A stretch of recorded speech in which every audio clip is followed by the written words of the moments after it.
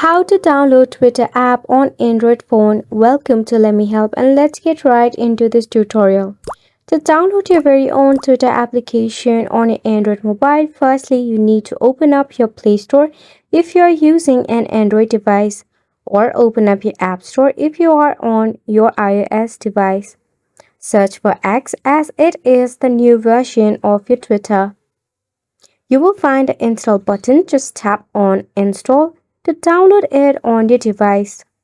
Once it is installed, you can tap open on it.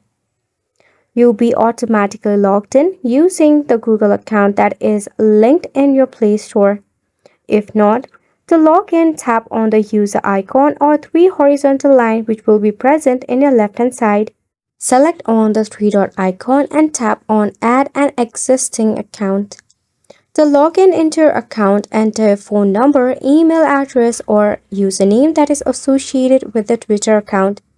Once logged in, you will find an interface like this where you can subtweet, create your very own tweet, or just watch some of the latest tweets. Isn't it simple? We hope that you found this video informative and helpful to you, and thank you so much for tuning in. We'll see you very soon.